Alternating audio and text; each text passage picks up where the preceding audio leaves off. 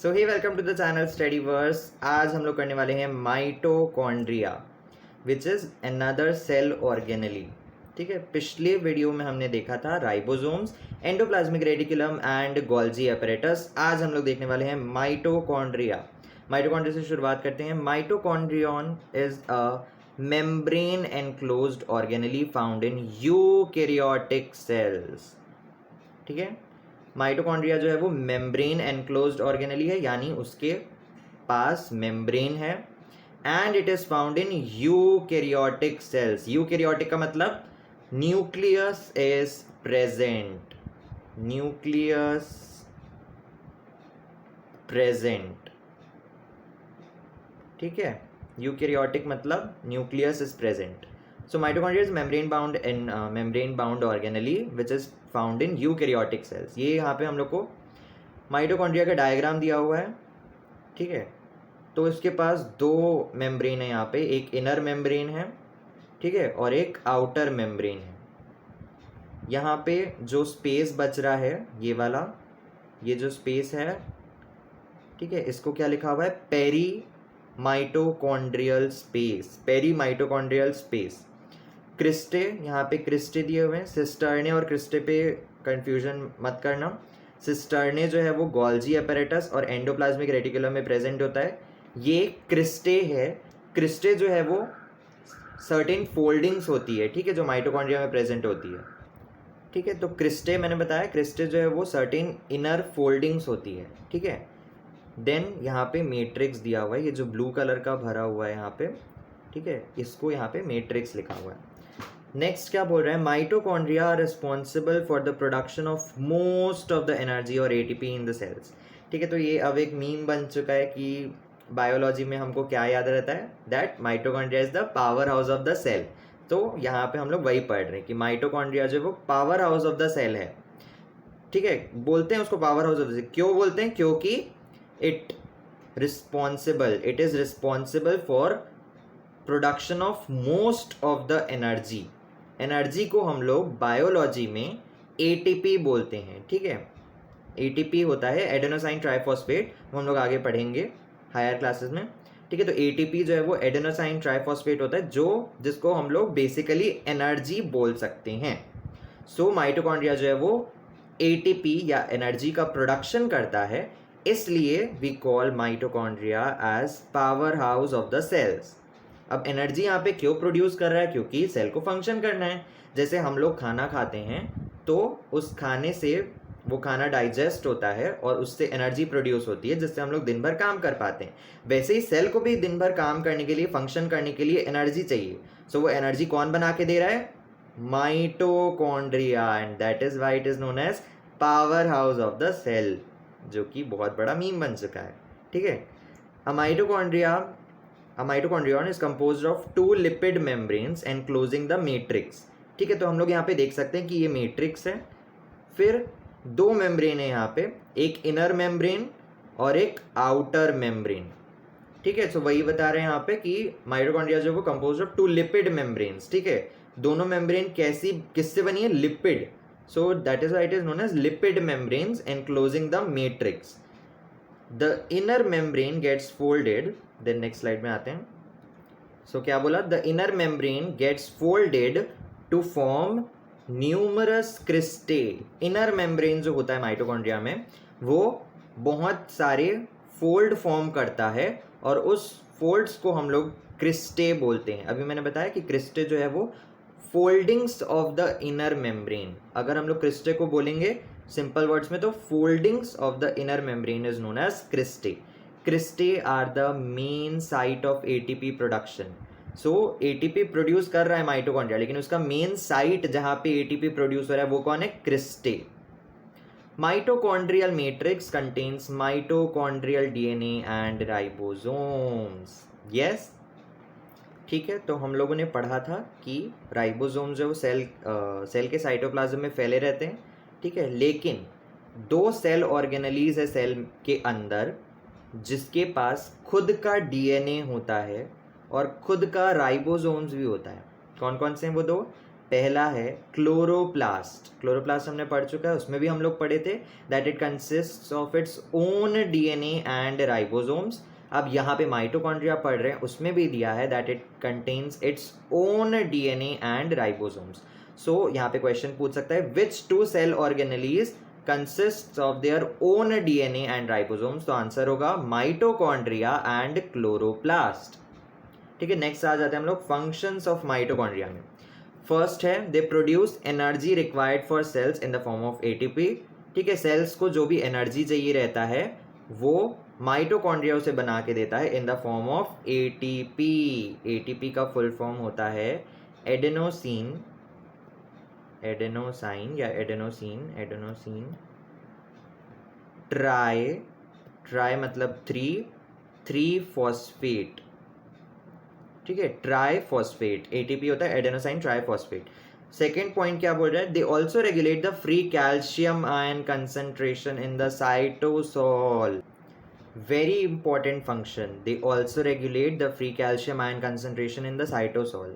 Cytosol क्या होता है, साइटोसॉल भी एक लिक्विड या लिक्विड लाइक स्ट्रक्चर है, सॉरी लिक्विड लाइक स्ट्रक्चर क्या बोल, लिक्विड लाइक सब्सटेंस है जो कि सेल मेम्ब्रेन में प्रेजेंट होता है। जैसे कि हम लोगों ने पढ़ा कि साइटोप्लाज्म क्या होता है, साइटोप्लाज्म लिक्विड लाइक सब्सटेंस है जो सेल के अंदर प्रेजेंट होता है। ठीक है, पूरे सेल में बिखरा हुआ होता है, पूरे सेल में प्रेजेंट होता है।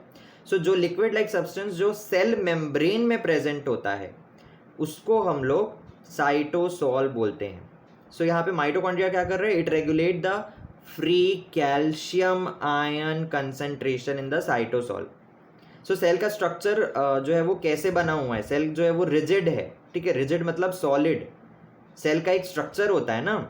सो वो किस वजह से होता है, सेल मेम्ब्रेन क्योंकि प्रेजेंट है उसके पास, वो उसका स्ट्रक्चरल फ्रेमवर्क बनाता है। जैसे ह्यूमन बॉडी के लिए स्ट्रक्चरल फ्रेमवर्क है बोन्स, ठीक है, स्केलेटन सिस्टम, जिसके लिए हम लोग को क्या पीना पड़ता है, दूध पीना पड़ता है। ठीक है, क्यों, क्योंकि मतलब उससे हम लोग को कैल्शियम मिलता है, कैल्शियम से बोन्स जो है वो स्ट्रांग रहती है और हमारी बॉडी का एक स्ट्रक्चरल फ्रेमवर्क बनता है। वैसे ही यहाँ पे सेल के पास साइटोसॉल है। Cytosol is the liquid substance which is present in the cell membrane. तो सेल मेम्ब्रेन को भी कैल्शियम की ज़रूरत होती है और उस कैल्शियम आयन कंसंट्रेशन को रेगुलेट करने में हेल्प करता है माइटोकॉन्ड्रिया। ठीक है, थर्ड पॉइंट क्या बोल रहा है, they participate in apoptosis of programmed cell death. ठीक है, इसका मतलब क्या हुआ, हम लोग को तो पता है कि सेल्स जो है वो डेवलप होती है, मैच्योर होती है, देन उसके बाद सेल्स की डेथ भी होती है, फिर नए सेल्स बनते हैं। ठीक है, तो सेल्स बनते हैं और उनकी डेथ भी होती है। तो यहाँ पे वही बोल रहा है कि सेल्स जो है वो एक सर्टेन उन लोग का टाइम रहता है कि इतने टाइम बाद इस सेल की डेथ हो जाएगी और न्यू सेल्स का फॉर्मेशन होगा। सो इस फंक्शन को परफॉर्म करता है माइटोकॉन्ड्रिया। ठीक है, they participate in apoptosis. Apoptosis का मतलब होता है प्रोग्राम्ड सेल डेथ, यानी उस सेल को कब मरना है ये पहले से ही प्रोग्राम्ड है या लिखा गया है, जैसे इंसानों में भी होता है। ठीक है, सो वही बोल रहे हैं यहाँ पे कि एपोप्टोसिस या प्रोग्राम सेल डेथ में जो है वो पार्टिसिपेट करता है माइटोकॉन्ड्रिया। ये हमारा माइटोकॉन्ड्रिया का फंक्शन हो गया। Then comes the next cell organelle, lysosomes. Lysosomes अभी हमने पीछे पढ़ा था, मैंने बताया था लाइजोसोम्स जो होते हैं सुसाइडल बैग्स, ये देखो यहाँ पे लिखा हुआ है suicide bags, so they are known as suicidal bags. अब क्यों है वो यहाँ पे देखते हैं हम लोग। Lysosomes are membrane bound vesicles. Vesicles मैंने बताया, वेसिकल्स जैसे राउंड सब्सटेंस होते हैं जिसके अंदर एक जेली लाइक सब्सटेंस या ऐसा कुछ रहता है। ठीक है, so lysosomes are membrane bound vesicles which contain digestive hydrolytic enzyme. मैंने बताया भी जेली लाइक सब्सटेंस ऐसा कुछ भरा होता है, तो वही बोल रहे हैं यहाँ पे। लाइजोसोम्स मेम्ब्रेन बाउंड वेसिकल है, मेम्ब्रेन है उसके पास, उसके अंदर क्या रहता है, it contains digestive enzymes, digestive hydrolytic enzyme. Hydrolytic मतलब पानी, वाटर लाइक डाइजेस्टिव एंजाइम उसके अंदर रहता है। They digest a variety of substance including worn out organelles, food particles, viruses and bacteria. यानी ये एक एलिमिनेशन का काम कर रहा है। एक्सक्रीटरी सिस्टम का काम कर रहा है इन सेल, ठीक है, एक्सक्रीशन का काम कर रहा है। जो चीज़ें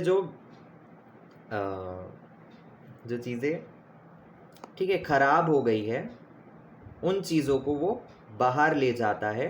कौन? लाइजोसोम्स, ठीक है। सो डाइजेस्ट कर लेता है वो अपने अंदर। उसके अंदर हमने अभी देखा कि वो डाइजेस्टिव एंजाइम है लाइजोसोम्स के अंदर। सो डाइजेस्टिव एंजाइम का क्या होगा? To digest the worn out organelles, ठीक है। वॉर्न आउट ऑर्गेनलीज जैसे कि कुछ ऑर्गेनलीज जो है वो ख़राब हो गए हैं, वो फंक्शन परफॉर्म नहीं कर पा रहे, सो वो सेल में तो जगह लेंगे, या सेल में मतलब उनका फंक्शन नहीं है ना, तो उसका कोई काम नहीं है, तो उसको डाइजेस्ट करेगा लाइजोसोम्स। फूड पार्टिकल्स, कुछ फूड पार्टिकल्स हैं, ठीक है, जिसको डाइजेस्ट करेगा लाइजोसोम्स। कुछ वायरसेस और बैक्टीरिया आ जाएंगे जो सेल को हार्म कर सकते हैं, उसको डाइजेस्ट करेगा lysosomes. They are also known as suicide bags of the cells, as they burst out and release hydrolytic enzymes in the cytosol, causing destruction of the damaged or injured cells. So यहाँ पे वही बोल रहा है कि suicide bags क्यों बोला जाता है लाइजोसोम्स को, वो यहाँ पे उसका एक्सप्लेनेशन या रीज़न दिया हुआ है।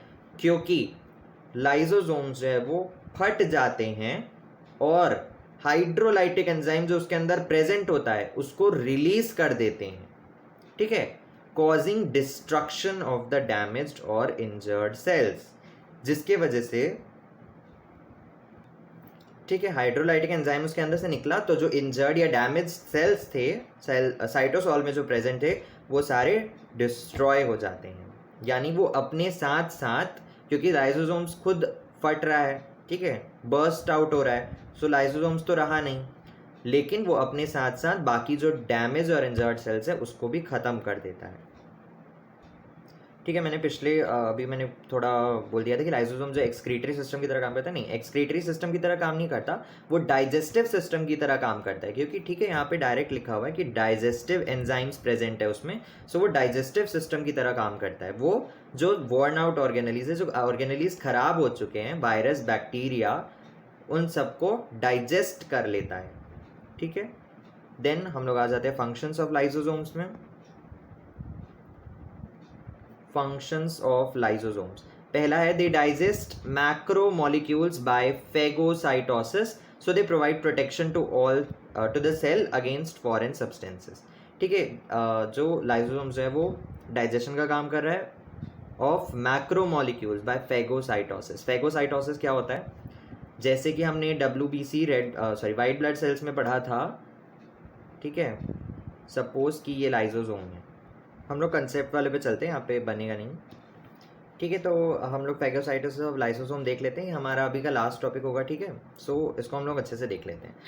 ये मैंने डायग्राम यहाँ पे बना लिया है, ठीक है। तो अब देखते हैं, ये जो हमारा है ये पूरा ये है साइटोसोल, क्योंकि ये सब कहाँ हो रहा है? साइटोसोल में हो रहा है। साइटोसोल कहाँ होता है? Cytosol is present in the cell membrane, ठीक है। Liquid part present in the cell membrane is cytosol, cytosol में हो रहा है, या फिर, ठीक है। तो अभी बहुत बड़ा गलत इन्फॉर्मेशन था, सॉरी। साइटोसोल जो है वो सेल मेम्ब्रेन के अंदर प्रेजेंट नहीं है। साइटोसोल जो है वो साइटोप्लाज्म का ही एक डेंस लिक्विड पार्ट है, ठीक है। मतलब यहाँ पे क्या है ना कि कुछ जगह अलग कंसेप्ट दिया है, कुछ जगह अलग कंसेप्ट दिया है, तो उसको साइटोसोल को अभी हम लोग साइटोप्लाज्म जैसा ही मानेंगे, ठीक है। ये अगर एक सेल है, ये उसका न्यूक्लियस है, so it is given that यहाँ पे ये वाला जो पार्ट है ये साइटोसोल है, ठीक है। और ये वाला जो पार्ट बच रहा है थोड़ा सा, ये यहाँ पे क्लियरली डिफ्रेंशिएटेड नहीं रहता है, बट यहाँ पे ऐसा बता रहा है, ठीक है। ये जो है साइटोप्लाज्म है, ऐसा बोल रहा है। और कई जगह पे लिखा है कि सेल मेम्ब्रेन के अंदर जो है वो साइटोसोल होता है। सो अभी हम लोग उस पर ज़्यादा डीप नहीं जाते, मैं अगर एक बार और क्लियर करके नेक्स्ट शॉर्ट वीडियो में बता दूंगा। तो इसके लिए अभी थोड़ा देखते हैं, ठीक है। तो अभी के लिए हम लोग साइटोसोल को साइटोप्लाज्म जैसा ही मान लेते हैं, ठीक है, क्योंकि लाइसोसोम जो है वो साइटोप्लाज्म में ही प्रेजेंट होता है, सेल के अंदर ही प्रेजेंट होता है। तो अभी हम लोग फेगोसाइटोसिस ऑफ लाइसोसोम देख रहे हैं। उसमें अभी हमने पढ़ा कि वो डाइजेस्ट करता है, लाइसोसोम डाइजेस्ट करता है बैक्टीरिया, वायरस, या फिर कोई फूड पार्टिकल्स, या फिर जो खराब हो चुके सेल ऑर्गेनलीज हैं, ठीक है। सो यहाँ पे दिया हुआ है कि बैक्टीरिया और वायरस, ये बैक्टीरिया और वायरस है जो यहाँ पे आ रहा है, ठीक है। ये साइटोसोल है, ये पूरा साइटोसोल है जो मैंने बनाया, ये बड़ा स्ट्रक्चर जो है ये पूरा साइटोसोल है। तो यहाँ पे बैक्टीरिया और कोई वायरस आ रहा है, सो यहाँ पे एक रिसेप्टर प्रेजेंट होगा। यहाँ पे वो नहीं दिया है कि क्या चीज़ है, लेकिन यहाँ पे सिर्फ उसको रिसेप्टर यहाँ पे करके बोला गया है। सो यहाँ पे एक रिसेप्टर रहेगा, ठीक है, वो बैक्टीरिया और वायरस को रिसीव करेगा। बैक्टीरिया और वायरस जब रिसेप्टर के पास आएगा और रिसेप्टर जो उसको रिसीव करेगा, और ये दोनों मिल के एक स्ट्रक्चर फॉर्म करेंगे जिसको हम लोग बोलेंगे फैगोजोम। ये जो है, ये देखो, बैक्टीरिया और वायरस जो इसके अंदर चला गया और इसकी एक आउटर कवरिंग आ गई जो कि रिसेप्टर से मिलके बने हैं। सो रिसेप्टर और बैक्टीरिया और वायरस, ये बैक्टीरिया या फिर वायरस रिसेप्टर के साथ मिलके बनाएंगे फैगोजोम, ठीक है। और ये हमारा लाइजोजोम है, ये लाइजोजोम है, ठीक है, मेम्ब्रेनस स्ट्रक्चर। इसके अंदर ये जो येलो कलर का छोटा छोटा दिख रहा है, ये हाइड्रोलाइटिक एंजाइम है जो हमने अभी देखा, हाइड्रोलाइटिक एंजाइम या डाइजेस्टिव एंजाइम, ठीक है। अब हमने देखा कि लाइसोसोम जो सुसाइडल बैग्स है, यानी वो बर्स्ट आउट हो जाते हैं। जब वो बर्स्ट आउट हुए तो उसमें से जो जितने भी हाइड्रोलाइटिक एंजाइम थे वो रिलीज हो गए। अब हाइड्रोलाइटिक एंजाइम ने ये फैगोजोम जो कॉम्प्लेक्स बना है बैक्टीरिया और वायरस का, उसको उसने देखा और उस पर एक्शन किया, ठीक है। सो हाइड्रोलाइटिक एंजाइम जो है वो इस फैगोजोम को डाइजेस्ट कर देगा, इस फैगोजोम को डाइजेस्ट कर देगा और स्मॉल सल्यूबल सब्सटेंस में कन्वर्ट कर देगा, जो कि ये है, और फिर रिलीज कर देगा, ठीक है। सो ये काम है लाइजोजोम का, डाइजेशन ऑफ बैक्टीरिया और वायरस और वॉर्न आउट सेल ऑर्गेनेलीज और मैक्रोमोलिक्यूल और फूड पार्टिकल्स। नेक्स्ट फंक्शन दिया हुआ है, they also take part in auto cell lysis. Auto cell lysis यानी सेल जब डिस्ट्रॉय होता है, जब वो मैंने बताया अभी डेथ ऑफ द सेल, जो कि यहाँ पे हमने देखा था एपोप्टोसिस। सो वही काम यहाँ पे लाइजोजोम भी करता है, they also take part in auto cell lysis, ठीक है। एपोप्टोसिस क्या था? प्रोग्राम्ड सेल डेथ, यानी वो सेल का डेथ जो है वो प्रोग्राम्ड है पहले से, यानी उस सर्टेन टाइम के बाद वो सेल जो है वो डेड हो जाएगा। ऑटो सेल लाइसिस का मतलब होता है सेल्फ डिस्ट्रक्शन, ठीक है। जो लाइसोसोम्स का जो हाइड्रोलाइटिक एंजाइम रिलीज होता है, सो वो किसी सर्टेन बैक्टीरिया वायरस या ऐसे उस पर एक्ट करना छोड़ के पूरे सेल को ही डाइजेस्ट करके डिस्ट्रॉय कर देता है, तो वो सेल्फ डिस्ट्रक्शन हो जाता है। They also take part in auto cell lysis, ठीक है। नेक्स्ट हमारा सेंट्रोसोम रहेगा, वो हम लोग नेक्स्ट वीडियो में देखेंगे। So please like, share and subscribe to the channel Study verse.